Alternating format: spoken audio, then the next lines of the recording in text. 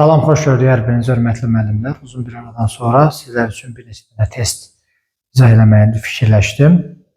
Gəlin əvvəlcə bir sualın izahına baxaq sizlə. Kurikulum ilə bağlı bir sualdır. Sual belədir. Direktor tərəfindən məktəbə belə bir qayda qoyulur. Dərsə gecikən şagirdlər məktəbə buraxılmayacaq.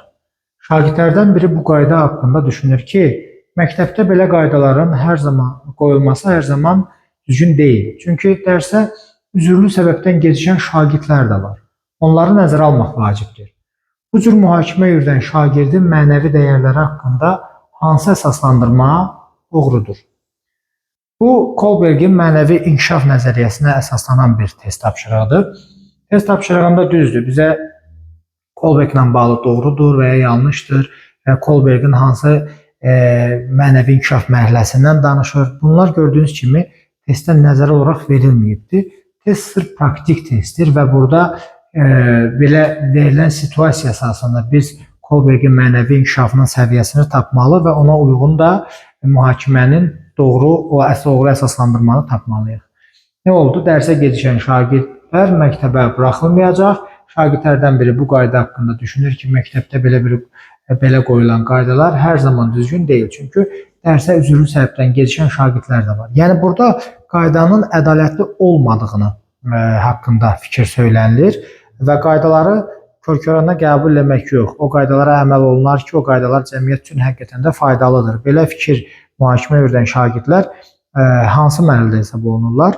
Sosial müqavilə mərhələsində hesab olunurlar və bizə də lazımdır ki, həmin o şagirdin sosial müqavilədə olduğuna əsaslanan bir variant müəyyənləşdirək. Burada doğru cavaba keçməmişdən digər variantlara baxaq. Söhbət hansı mərhələdən getdi? Sosial müqavilə və ya razılıq. Bu cür mühakimə yürüdən şagirdin mənəvi dəyərləri böyüklərin qoyduğu standart qaydalar və onlar tərəfindən əməl edildikdə və ya pozulduqda özləşdirilən nəticəyə əsasən verdikləri qərarla ölçülür. Bu itaət və cəzadır. Bu cür mühakimə yürüdən şagird hadisələrə individual yanaşma ilə deyil, cəmiyyəti bir bütöv şəklində görərək. Bu, səlahiyyət, sosial nizamı qorumadır.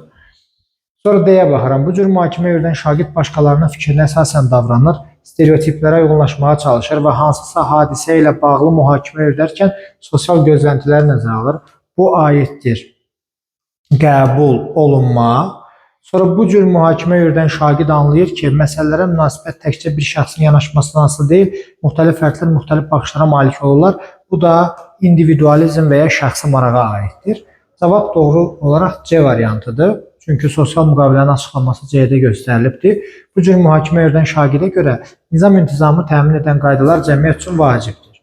Lakin bu qaydalar cəmiyyət üzvləri tərəfindən razılaşdırılmalıdır. Yəni bu situasiyada da müəllim əvvəz edən şagirdlərə bu qaydaları razılaşdırmalıdır. Bildirməlidir ki, bu qaydalara nə zaman, hansı hallarda geciksəz o zaman cəza tətbiq olunacaq. Yəni üzürlü səbəbdən gecikən şagirdə cəza verilməsi nə qədər doğrudur? Yəni bunu sorğuluyorlar. Ona görə bu sosial müqavilədir və cavab da C variantı oldu. Ümid edirəm sual faydalı oldu və onu da qeyd edeyim ki, sınaqlar qrupumuz fəaliyyətə başlayacaq. Qoşulmaq istəsəz və yaxud da ki, mövcud dərs qruplarımıza qoşulmaq istəsəz müraciət eləyə bilərsiniz.